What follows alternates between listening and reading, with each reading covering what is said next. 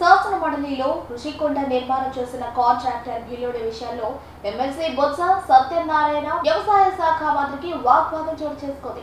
అవినీతి జరిగితే బిల్లులు ఎందుకు చెల్లించాలని బొత్స ప్రశ్నించగా కాంట్రాక్టర్లపై కక్ష సాధింపు లేదని అచ్చెన్నాయుడు సమాధానం ఇచ్చారు. ఆ రోజు నేను మున్సిపల్ మినిస్టర్ హోల్డ్ చేస్తున్నప్పుడు అమరావతి మాట్లాడినప్పుడు అందుకని ఆ విషయాన్ని ఒక నిమిషంలో క్లారిఫై చేద్దామని చెప్పి నేను అడిగాను అధ్యక్ష. వారు చెప్పింది 10,000 కోట్ల రూపాయలు అప్పుడు ఖర్చు పెట్టామన్నారు. అది వాస్తవ విరుద్ధం అధ్యక్ష. ఆ రోజుకి ఆ ప్రభుత్వం ఖర్చు పెట్టింది 6,000 కోట్లు మాత్రమే. ఆ రోజుకి 6,000 కోట్లలోనూ 2,000 కోట్లు బాండ్స్ రూపంలో తీసుకొచ్చారు. బడ్జెట్ నుంచి ఖర్చు పెట్టింది, ప్రభుత్వం ఖర్చు పెట్టింది 2,000 కోట్లు, 2,000 కోట్లు ఇంకా అప్పుతో తెచ్చారు. అది పక్కన పెడితే అధ్యక్ష, 3 రాజధానులు పన్ను తొలగిస్తాను. 3 రాజధానులు అనేది మా ప్రభుత్వ విధానం అధ్యక్ష. ఆ రోజు మా పార్టీ విధానం, మా ప్రభుత్వ విధానం 3 రాజధానులు. అలాగే అమరావతిలో ఉన్న ఈ ప్రాంతాన్ని కూడా ఇక్కడ శాసన రాజధాని పెట్టి అభివృద్ధి చేయాలనేది మా పార్టీ విధానం అధ్యక్ష. దాంట్లో ఏ విధమైన డిస్ప్యూట్ లేదు, ఏ విధమైన అభిప్రాయ భేదం లేదు. ఆ ప్రకారం ఆ రోజు చేశాం అధ్యక్ష. ఆ రోజు చెప్పిన తర్వాత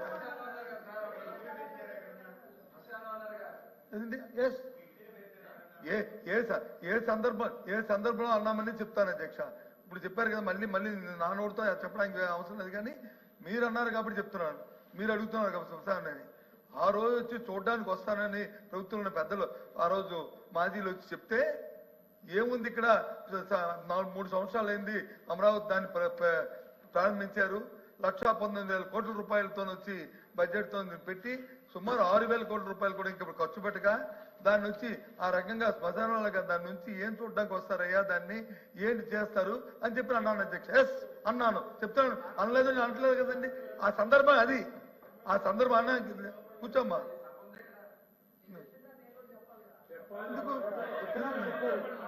మీరు చెప్పింది మీరు నా పేరు ఎత్తపోతే నేను చెప్పేవాడిని కాదు. నేను అసలు కూర్చొని నాకు సంబంధం లేని విషయం నేను ఎందుకు చెప్తాను? మీ ఇష్టం, మీరేం మాట్లాడుకున్నా మీ ఎల్ఓపీ గారికి ఇది మీ చీఫ్ విప్ గారికి మీకు ఉన్న హక్కుతో మీరు మాట్లాడతారు. అదే అధ్యక్ష.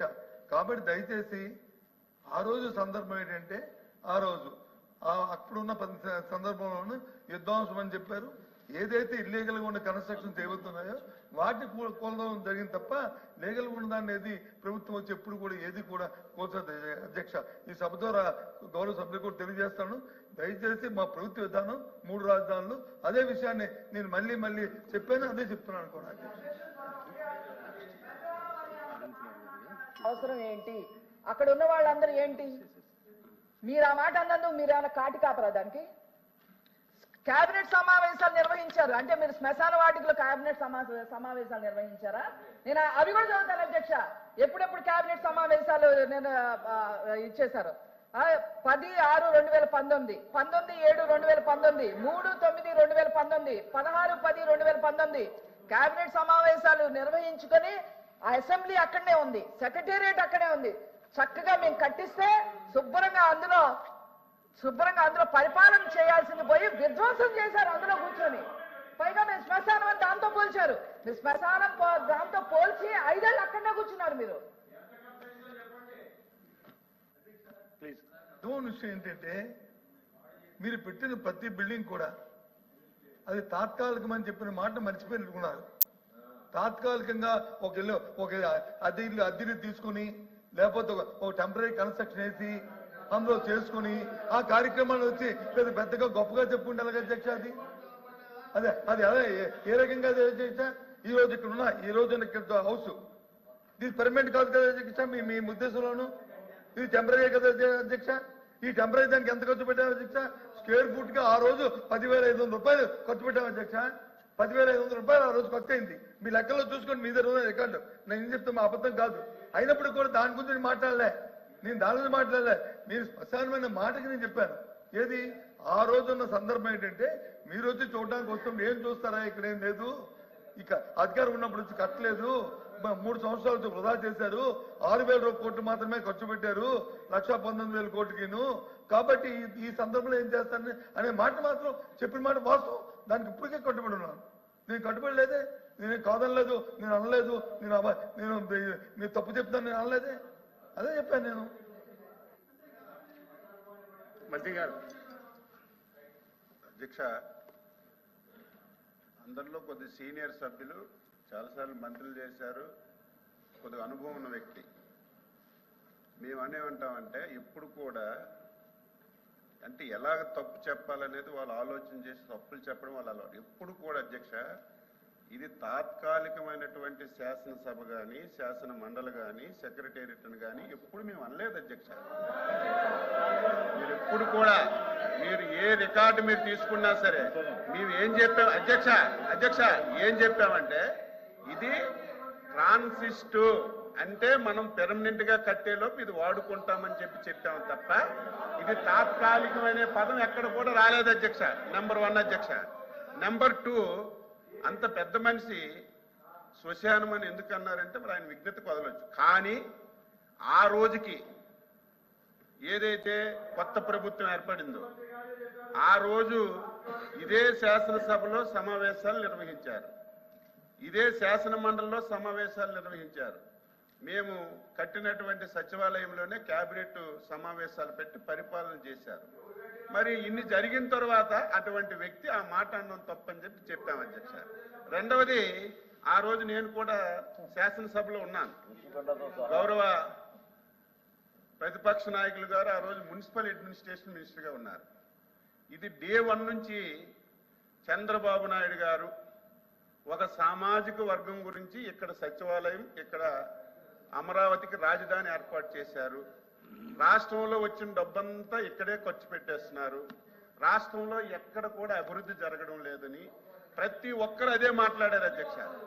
మేము ఆ రోజు ఈ ప్రాంతాన్ని ఎంపిక చేసేటప్పుడు అన్ని ప్రాంతాలకి సమానమైనటువంటి దూరం, ఇది ఒక నూతన విధానంతో విన్ విన్ సిచ్యువేషన్తో ముందుకెళ్తున్నాం, రైతులందరూ అంగీకరించారు, ఈ విధానంతో మేము చేస్తున్నామని చెప్పి శాసనసభలో నేనున్నాను అధ్యక్ష.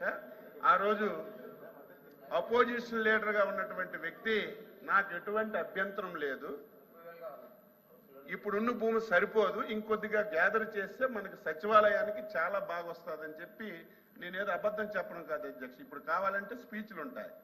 అటువంటి వాళ్ళు అధికారంలోకి వచ్చిన తర్వాత ఈ రకంగా 3 రాజధానులు అని చెప్పి 5 సంవత్సరాలు ఎంత బాధ అంటే అధ్యక్ష, ఈరోజు సచివాలయం భవనం, హైకోర్టు ఆ రోజు ఏవైతే మనం ఫౌండేషన్స్ వేసాం అధ్యక్ష 5 సంవత్సరాలు నీటిలో ములగబెట్టారు అధ్యక్ష. 5 సంవత్సరాలు 8 మాసాల నుంచి ఆ నీరు తొండుతుంటే ఇప్పుడు కూడా రావడం లేదు అధ్యక్ష. ఇవన్నీ మీరు తెలియచేశారా, తెలియక చేశారా? ఒక వ్యక్తి కావాలని చేసినప్పుడు మీలాంటి సీనియర్సేనే కనీసం ఎందుకు చెప్పలేదని మేము బాధపడుతుంటే ఇంకా దాన్ని సమర్థించారు. మాట్లాడితే అధ్యక్ష, మాట్లాడితే మా బొత్స సత్యనారాయణ గారు గౌరవనీయులు ఇది మీరు 10,500 ఎస్ఎఫ్టీ పెట్టి కట్టేశారు, ప్రజాధనాన్ని వృధా చేశారని చెప్పి మాట్లాడుతున్నారు అధ్యక్ష. విశాఖపట్నం అధ్యక్ష, ఋషికొండ ప్రకృతి వచ్చినటువంటి సంపద. ఋషికొండ కనీసం ఆ ప్రాంత వ్యక్తి సీనియర్ ఎంత తప్పు జరిగిందో అంత తప్పు జరిగింది, దాని గురించి డిస్కషన్కి వెళ్ళక్కర్లేదు. ఈ రోజు నేను అడుగుతున్నాను అధ్యక్ష, ఈరోజు కొత్త ప్రాంతం ఫైల్ టెస్టింగ్లు అన్నీ చేసిన తర్వాత కాంక్రీట్ అది బాగా వేసి ఆ రేటుకి ఇస్తే ఋషికొండ కొండ మీద కట్టింది ఎస్ఎఫ్టీ 26,000 అధ్యక్ష. 26,000 అధ్యక్ష. కమోటీ లక్షల కోట్ల రూపాయలు, లైట్లు లక్షల కోట్ల రూపాయలు. ఈరోజు ఏమైంది? అది దేనికైనా ఉపయోగిస్తున్నారా? మళ్ళీ ఎంత విచిత్రం అంటే అధ్యక్ష కనీసం ఒక తప్పు చేసిన తర్వాత ప్రజలు సమాజం చేసిన తప్పు అని చెప్పిన తర్వాత కనీసం పశ్చాత్తాపం లేదు. దానికి ఎదురుగా మేమే మునగాళ్ళం, మేమే ఇంత డబ్బు ఖర్చు పెట్టి కట్టాము, మాలాగా మీరు కట్టలేరని ఎదురుదాడి చేస్తుంటే ఇంక ఇటువంటి వాళ్ళకి ఏం సమాధానం చెప్పాలి? దయ ఉంచి మీరు ఆ వేళ శ్మశానం అని అనడం చాలా తప్పు. శ్మశానం అన్న వాళ్ళు ఈ ప్రాంతానికి 5 సంవత్సరాలు మీరు రాకపోతే శ్మశానం అంటే దానికి అర్థం ఉంటుంది. శ్మశానం అని అన్ని రోజు కూడా శ్మశానంలో మాట్లాడారు మీరు, అది నా బాధ. కాబట్టి మనం మాట్లాడేటప్పుడు ఇప్పుడు కూడా రైతులకి ఏదో ముష్టంటే తప్పని చెప్పాను నేను. అలాగ మాట్లాడకూడదమ్మా, తప్పది, గౌరవించాలని చెప్పాను. ఎవరివైనా సరే కొంచెం మనకు అనుభవం ఉన్నప్పుడు తెలిసినప్పుడు మాట దొరుకుతుంది. నేను ఇంత స్పీడ్గా మాట్లాడేటప్పుడు ఒక మాట తప్పు మాట్లాడచ్చు, మళ్ళీ తెలుసుకొని మనం సరి చేసుకోవాలి. కొత్త వాళ్ళకి తెలియకపోవచ్చు, మీరు సీనియర్. నా బాధ అంతా ఏంటంటే ఆయనకి తెలియకపోయినా 5 సంవత్సరాలు ఈ రాష్ట్రాన్ని కళ్ళ ముందు చాలా తప్పులు మీకు కూడా తెలుసు. ఆయన ఆబ్సెన్స్లో మీరు కూడా మాట్లాడుకున్నారు, కానీ ఒక్కరు కూడా చెప్పకపోవడం వల్ల 5 సంవత్సరాలు ఈ రాష్ట్రం ఎంత దారుణంగా నష్టపోయింది. ఈరోజు బడ్జెట్ గురించి మాట్లాడుతున్నారు. నిన్న మొన్న ఒక శాసనసభ్యుడు అధ్యక్ష ఇరిగేషన్ ప్రాజెక్టు గురించి మాట్లాడి, అంటే నోరుందని మాట్లాడి ఏదో సోషల్ మీడియాలో పెట్టి ఒక టీవీ పత్రిక ఉందని చెప్పి దాని మీద మీరు స్క్రోల్ చేస్తే మనం మాట్లాడిన మాటలకు అర్థం ఉండాలి. ఒక శాసనసభ్యుడు అధ్యక్ష ప్రకాశం జిల్లా వెలుగొండ ప్రాజెక్టుకి ఈ బడ్జెట్లో కేటాయింపులు లేవు.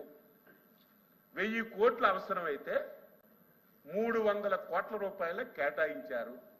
ఈ ప్రాంతానికి ఎన్డీఏ ప్రభుత్వం తీరని అన్యాయం చేసిందని తాటికాయంత అక్షరాలతో టీవీల్లో, పేపర్లో, మీడియాలో మాట్లాడారు.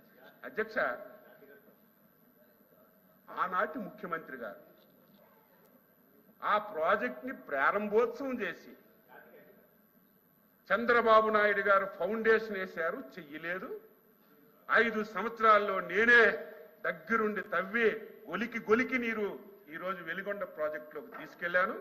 ఈరోజు జాతికి అంకితం చేస్తున్నానని అచ్చెన్నాయుడు గారు నేను చెప్పడం కాదు, అరగంట టైం ఇస్తే ఆ వీడియోలన్నీ మీరు చూడొచ్చు.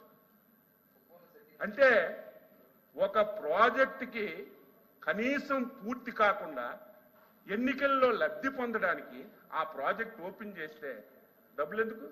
జాతికి అంకితం చేసిన తర్వాత బడ్జెట్లో డబ్బులు ఎందుకు నేను అడుగుతున్నాను? అవసరమేముంది చెప్పండి మీరే. ఒక ప్రాజెక్ట్ ఒక ముఖ్యమంత్రి జాతికి అంకితం చేసిన తర్వాత మళ్ళీ అదే ప్రాజెక్టుకి బడ్జెట్లో కేటాయింపులు ఎవరైనా పెడతారు? అయినా సరే అది ఎలక్షన్ గురించి, స్టంట్ గురించి పెట్టారని. వెలుగొండ ప్రాజెక్టు ఆ జిల్లాకి ఎప్పటి నుంచి అవసరం అని చెప్పి 1000 కోట్లు అవసరం ఉంటే దానికి 300 కోట్ల పరిస్థితి ఏ రకంగా ఉందో మీకు తెలియదా? ఈరోజు మా సోదరుడు రవికుమార్ గారు మాట్లాడుతున్నారు, ఉద్యోగస్తులకు ఏమీ చేయలేదని తీవ్రమైనటువంటి అసంతృప్తితో ఉన్నారట. 5 సంవత్సరాలు మంత్రి గారు దయచేసి ఒక్క రోజైనా ఆలోచన చేయాలి. ఒక్క రోజైనా బడ్జెట్ గురించి బడ్జెట్ అధ్యక్ష మాట్లాడారు, డివిజన్ అవుతా ఉంది. మాట్లాడారు అధ్యక్ష. అర్థం చేసుకోండి. ఒక్క రోజైనా సమయాభావం 1వ తారీఖు కూడా జీతం ఇచ్చారా? ఎంత బాధ! ఉద్యోగస్తులు పిల్లల పెళ్లిళ్ళ గురించి, ఆరోగ్యం గురించి దాచుకున్న డబ్బులు కూడా తీసుకొని ఈ రోజుకి ఇవ్వకపోతే ఉద్యోగస్తులు బాధపడుతుంటే అన్ని చేశామని చెప్పడం లేదు. మేము ఇచ్చిన హామీలన్నీ ఈ రోజే అమలు చేశామని చెప్పడం లేదు. రాష్ట్రం ఇబ్బందుల్లో ఉంది. నేను అడుగుతున్నాను, మాట్లాడితే డైరెక్ట్ బెనిఫిట్ స్కీమ్ కింద 3,50,000 కోట్లు మేము అకౌంట్లో వేసామని అందరూ మాట్లాడుతున్నారు. నేను అడుగుతున్నాను, ఎవరు వస్తారు రమ్మనండి. ఇప్పుడు 6 లక్షల కోట్లు అప్పు అంటున్నారు. తాటికాయంత అక్షరాలతో మీకు ఒకవేళ అర్థం కాకపోతే బ్లాక్ బోర్డు ఒకటి తెచ్చి 2019-24లో మీరు ఎక్కడెక్కడ ఎంత అప్పులు వాడారో అన్నీ మేము పెడతాం. 10,40,000 కోట్లు అప్పు వాడారు. 3.5 లక్షల కోట్లు డైరెక్ట్ బెనిఫిట్ స్కీమ్ కింద ఇచ్చారు. మిగతా డబ్బు ఆలోచన చేయాల్సింది ఎక్కడికి వెళ్ళింది? ఒక ప్రాజెక్ట్ కట్టారా? ఒక రోడ్డు వేశారా? ఒక పరిశ్రమ తెచ్చారా? ఏం చేశారు మిగతా డబ్బు? ఇవి కాకుండా ప్రకృతి ఇచ్చిన సంపద అధ్యక్ష, ఇసుక మొత్తం సింగిల్ హ్యాండ్. ఈ రోజు మైన్స్ సింగిల్ హ్యాండ్ మీద మంత్రి గారు ప్రజల దగ్గర వచ్చిన రాబడి పోయింది. ప్రకృతి ఇచ్చినటువంటి సంపద మొత్తం దోచేసి ఈ రాష్ట్రాన్ని ఫైనాన్షియల్ గా అతోగతి చేస్తే 8 మాసాల్లో గర్వపడుతున్నాను. నేను కూడా 6 సార్లు ఎమ్మెల్యేగా హామీలు ఇచ్చాం, అధికారంలోకి వచ్చాం. పరిస్థితి చూస్తే దారుణంగా ఉంది. మనం చేయగలం. మంత్రి గారు హామీలు నెరవేర్చగలమా అని ప్రభుత్వం అవసరం ఉంది. ఈ దేశంలో అర్థం చేసుకోండి. 29 రాష్ట్రాలు ఉన్నాయి. బడ్జెట్ సమయాన్ని ఛాలెంజ్ చేసి చెప్తున్నాను. 4,000 రూపాయలు పెన్షన్ ఈ దేశంలో ఎక్కడైనా ఇచ్చారా? చెప్పకూడదు. దయచేసి ఏ రాష్ట్రంలో ఇచ్చారా? దయచేసి సహకరించమని మనవి హైయెస్ట్ చేస్తా ఉన్నాడు. 1200 సహకరించమని మనవి ఇస్తున్నారు. ఒక చేస్తున్నాడు. రాష్ట్రంలో 2200 ఇస్తున్నారు. 4000 రూపాయల పెన్షన్. 64 లక్షల మందికి 1వ తారీఖే ఇంటికిచ్చి పెన్షన్లు ఇస్తున్నాం. ఇవన్నీ ఒక్కొక్కటి చేసి ఒకటే మాకు ప్రజలు అచంచల విశ్వాసం నమ్మకంతో మాకు అధికారాన్ని మంత్రి ఇచ్చారు. గారు. ప్రజల విశ్వాసాన్ని నమ్మకాన్ని ఎక్కడా పోగొట్టుకోం.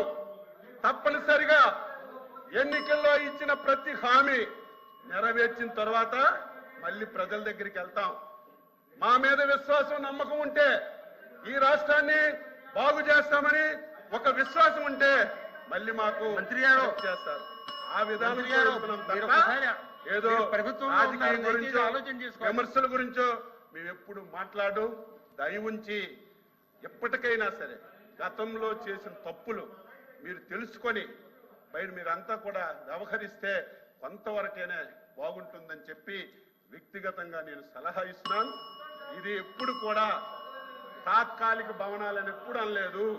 ట్రాన్సిట్ సెక్రటేరియట్ కొత్తది కట్టిన తర్వాత దీన్ని కూడా మళ్ళీ ఉపయోగంలోకి తీసుకొస్తామని ముఖ్యమంత్రి గారు మేమందరం 100 సార్లు చెప్పినా సరే దాన్ని తప్పుదోవ పట్టించి తాత్కాలికం అని చెప్పి మీరు ఎంత చెప్పినా ఎవరు వినే పరిస్థితి ఉండదని ఈ సందర్భంగా సభ్యులందరికీ తెలియజేస్తూ మంచి సలహాలు ఇవ్వండి. ఇంకా ఆర్థికంగా ఏం చెయ్యాలో, ఏం విధంగా చేస్తే రాష్ట్ర ఆర్థిక పరిపరిస్తుందో మీరు చెప్తే. మంత్రి గారు. మంత్రి గారు అధ్యక్ష ప్రభుత్వంలో ఎంత ఉన్నారు బాధ. మీరు రాష్ట్రం ప్రభుత్వంలో ఉన్నారు. సహకరించండి 11 లక్షల దయచేసి. కోట్లు అప్పు తెస్తే దయచేసి లిక్కర్ సభను ఆస్తుల ముందుకు కింద ఎంత సాగించండి, ఖర్చు పెట్టారు? సహకరించండి. కనీసం 12,000 కోట్లు కాదండి. కూడా ఖర్చు పెట్టలేదు. కాదు, ఎప్పుడు రాష్ట్ర ఆదాయం పెరుగుతుంది, ఎప్పుడు సంపద పెరుగుతుంది, ఈ ఆలోచనలు చేయకుండా ఇష్టానుసారంగా మాట్లాడితే ఇది మంచి విధానం కాదు. మంచి సలహాలు ఇవ్వండి, మేము స్వీకరిస్తామని ఈ సందర్భంగా సభ్యులందరికీ తెలియజేస్తున్నాం. ఎల్ఓపి గారు. అధ్యక్ష, అచ్చెన్నాయుడు గారు సుదీర్ఘమైన ఉపన్యాసం ఇచ్చారు. వాస్తవాలను మరుగుపరుస్తూ నందిని బమ్మిని చేయడానికి వచ్చి ఆయన ప్రయత్నం చేశారు. ఈ సెక్రటరియట్ గురించి మాట్లాడినప్పుడు 10,000 అంటే రుషికొండ గురించి మాట్లాడారు. అది ప్రభుత్వ భవనం. ఇప్పుడు ఆయన చెప్పారు కదా 26 స్క్వేర్ ఫుట్కి 26,000 అని చెప్పారు కదా. ఇప్పుడే చెప్పారు కదా. ఎవరు వాడుతాం వాడుకోకపోవడం చేతగా మీ చేతగా ప్రభుత్వం చేతగా అంటాను. ప్రభుత్వం వినండి, చెప్పింది వినండి. అధ్యక్ష మీరు కూర్చోండి. అధ్యక్ష గారికి సమాధానం చెప్పనివ్వండి. అధ్యక్ష 26,000 స్క్వేర్ ఫుట్ కింద చెప్పారు కదా అధ్యక్ష. అందులో జరిగింది అధ్యక్ష, అందులో అవతకులు జరిగేది కదా అధ్యక్ష. అది ఆయన ఉద్దేశం ప్రకారం అందులో దోపిడీ జరిగిందనే అనే ఉద్దేశమే కదా అధ్యక్ష. అది తప్పు జరిగిందనే అధ్యక్ష.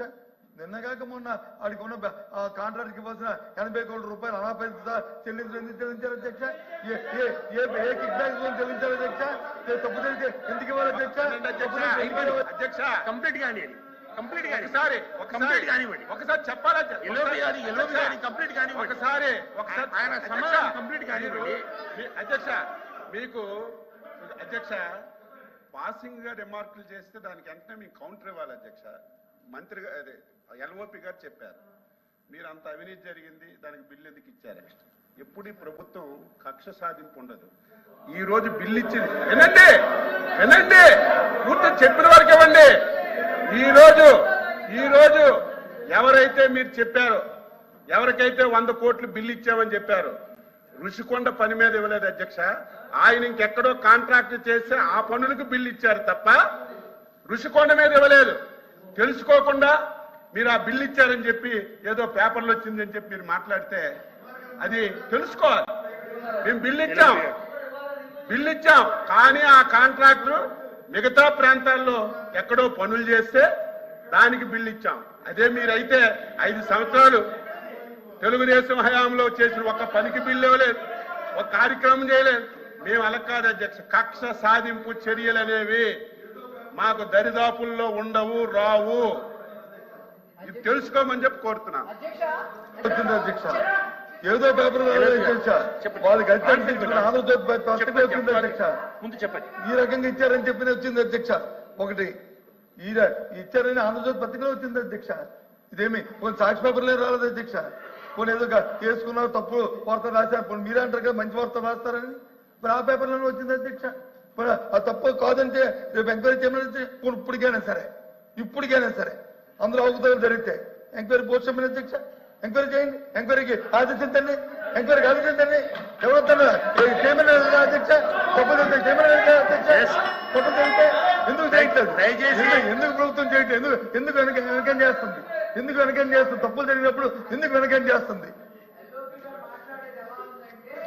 ఒకవేళ ఇక్కడ ఏదో ఒకటి మాట్లాడకపోతే తాడేపల్లి ప్యాలెస్ లో అక్షంతలు పడతాయని మాట్లాడటం తప్ప వేరేదేం లేదు అధ్యక్ష. నేను చెప్తాను అధ్యక్ష. అధ్యక్ష నిజంగా ఋషికొండ ప్రభుత్వ భవనం అని అన్నారు అధ్యక్ష. ఋషికొండ ప్యాలెస్ ప్రభుత్వ భవనం అని చెప్పారు అధ్యక్ష. బాకీ తప్పులు కూడా ఎందుకున్నాయి అధ్యక్ష? సరే ప్రభుత్వం మరి ప్రజావేదిక ప్రభుత్వ భవనం కాదా? ఎందుకు ధర్నాలు వచ్చేసారు? ప్రజావేదిక ప్రభుత్వ భవనం కాదా? మాట్లాడి అచ్చెన్నాయుడు గారు మాట్లాడిన దాంట్లో విధ్వంసాలు అనుకున్నప్పుడు మా సభ్యుడు ఏం చెప్పాడు, రే బాబు ఈ జరిగిన అంశాలన్నింటినీ కూడా చూమిటి చెప్పాడు. ఏది విధ్వంసం అని చెప్పి అడిగాడు. మెడికల్ కాలేజీ కట్టడం విధ్వంసమా, పోర్టులు కట్టడం విధ్వంసమా, లేదు జట్టీలు కట్టడం విధ్వంసమా, లేదు నార్మల్ స్కూల్లో కట్టడం విధ్వంసమా? ఈ సందర్భాన్ని ఆయన ఉటకించారు తప్ప వ్యక్తిగతంగా ఆయన ఏమి ఎవరిని విమర్శించేది? వ్యక్తిగతంగా విమర్శించారా? మీరు వ్యక్తిగతంగా విమర్శించారు. నా పేరు ఇస్తారు కాబట్టి చెప్పినప్పుడు చెప్పారు ఈ 10,500 అది 26,000. ఓకే, ఎంక్వైరీ చేయండి. అక్కడ తప్పు జరిగితే రుషికొండ కట్టడాల్లో కానీ తప్పు జరిగితే ఎంక్వైరీ చేయండి. ఎందుకు చంపుతున్నారు? ఏ కారణం ఏంటి? జరిగితే కాకుండా ఆవిడకి ఇవ్వడానికి లేదు ఏంటి? కాదు అధ్యక్ష, ఇంకో విషయం చెప్తాను. మాట తెప్పు ఇది మా సిద్ధాంతం అధ్యక్ష. మా కట్టుబడి ఇవాళ కూడా చెప్తాను అధ్యక్ష. మేము ఏదైతే మాట చెప్పామో ఆ మాట మీద నిలబడి ఉన్నాము అధ్యక్ష. అందులో మరి ఇంకా వేరే మాట్లాడేది అధ్యక్ష.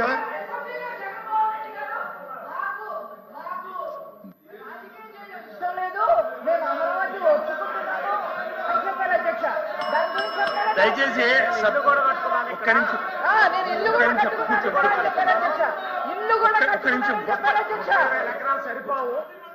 ఒక్క నిమిషం దయచేసి సభ్యులందరికీ నేను విన్నవించుకునేది ఏమంటే, బడ్జెట్ సమావేశాలు జరుగుతూ ఉన్నాయి. సభను మంత్రులు కానీ ఎవరన్నా కానీ తప్పుదో పట్టియొద్దని నా మనవి. సబ్జెక్టు డివియేషన్ అయి మీరు మాట్లాడాల్సిన అవసరం లేదు. సబ్జెక్టు మీద మాట్లాడితే బాగుంటుంది. మంత్రులు కానీ ఎవరన్నా కానీ దయచేసి కూర్చోండి. చెప్పండి. బడ్జెట్ గురించే మాట్లాడండి దయచేసి. ఇది తాత్కాలిక భవనం అనలేదు, మేము ఎప్పుడు చెప్పలేదని చెప్పి అచ్చెన్నాయుడు గారు మళ్ళీ చెప్పారు. 2 సార్లు చెప్పారు. నిన్న కాక మొన్న 3-4 రోజుల కింద సెక్రటరీ టెండర్ పిలిచారు కదా అధ్యక్ష. మీరు మళ్ళీ మీ మాటల్లో చెప్పారు కదా అధ్యక్ష. ఫౌండేషన్ తీసామా, ఫౌండేషన్ వచ్చి నీటిలోకి వచ్చి అది నానుతుందని చెప్పి వారి మాటలో చెప్పారు అధ్యక్ష. దేని క్లారిటీ తీసుకోమంటారు మమ్మల్ని? దేని క్లారిటీ తీసుకోమంటారు? ఇదే పర్మనెంటా, అది పర్మనెంటా? అది చెప్పండి అధ్యక్ష. మేము అడుగుతుంది ఆయన చెప్పిన మాటలు నేనేం మాట్లాడితే